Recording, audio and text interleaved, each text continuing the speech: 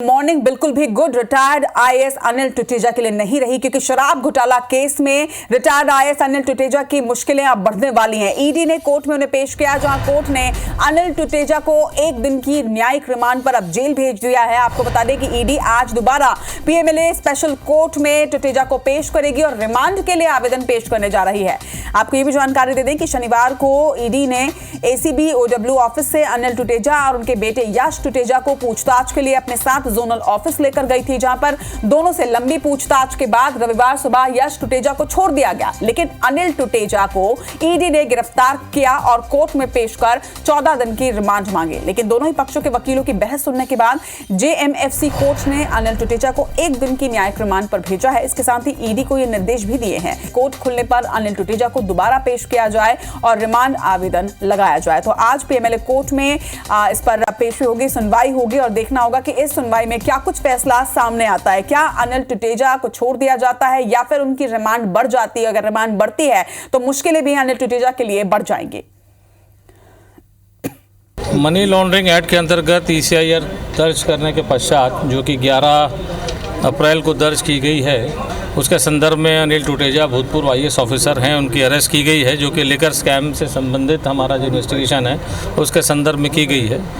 और उनकी 14 दिन की कस्टोडियल रिमांड हमने माननीय न्यायालय के सामने प्रार्थना की थी, लेकिन माननीय न्यायालय ने 1 दिन की हमको जुडिशियल रिमांड ग्रांट करी है। तो वैसे कुछ हमको व्हाट्सएप चैट्स और ये सब का आपस में आदान प्रदान दिखाई पड़ा है, तो उसकी जांच करने के लिए और फर्दर जो है कन्फ्रंटेशन कराना हमारे लिए आवश्यक है, हमने मांग किया था।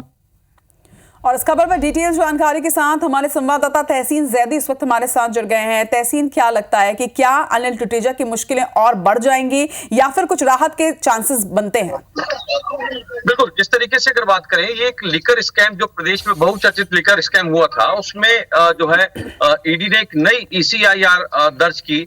जब माननीय सुप्रीम कोर्ट ने उसमें उसको खारिज किया पहली ईसीआईआर को, उसके बाद ये एक दूसरी ईसीआईआर दर्ज की। उसमें कह सकते हैं ये एक बड़ी और पहली बड़ी कार्रवाई ईडी की ये मानी जा रही है, जिसमें पूर्व आईएएस जो हैं अनिल टुटेजा, उनको एसीबी ओडब्ल्यू ऑफिस से गिरफ्तार किया और गिरफ्तार करने के बाद उसके बाद अपने ऑफिस लेके गए। उसके बाद कल उनको पेश किया था कोर्ट में। हालांकि वहां पे जेएमएफसी कोर्ट होने की वजह से कह सकते हैं उसको हॉलीडे कोर्ट होने की वजह से उसमें उनको ईडी ने 14 दिन की रिमांड मांगी थी, लेकिन हॉलीडे कोर्ट होने की वजह से उसमें उनको पावर नहीं होने की वजह से उनको 1 दिन की न्यायिक रिमांड में भेज दिया है। और आज पुनः जो है ईडी जो है अपना पीएमएलए कोर्ट में आज फिर से एक आवेदन लगाएगी, 14 दिन का रिमांड उसमें मांगेगी। अब देखने वाली इसमें बात ये होगी कि पीएमएलए कोर्ट जो है वो कितने दिन की रिमांड देता है। यहाँ पे आपको बता दें कि जिस तरीके से जो ईडी के वकील हैं डॉक्टर सौरभ कुमार पांडे, उन्होंने बताया कि इसमें कई व्हाट्सएप चैट्स मिले हैं, तो उसको उनका कंसल्टेशन कराना है। उसके बाद अगर बात करें तो उनसे कई पूछताछ उसमें करनी है। और अब ये क्योंकि आज 12 बजे के आसपास उनको कोर्ट में जेल से लाके उनको कोर्ट में पेश किया जाएगा। अब देखने वाली बात ये होगी कि पीएमएलए का जो विशेष कोर्ट है वो कितने दिन की जो रिमांड है वो कितने दिन की ग्रांट करता है, ये देर शाम तक क्लियर हो पाएगा। जी बिल्कुल, तो यानी कि इस पूरे मामले में ये कहा जाए तहसीन कि 12 बजे के बाद ही ये बात सामने आ पाएगी कि क्या अनिल टुटेजा की मुश्किलें बढ़ती है या उन्हें कुछ राहत मिलती है। लगातार खबर पर अपडेट्स आपसे लेते रहेंगे। फिलहाल तमाम जानकारी के लिए आपका बहुत बहुत शुक्रिया।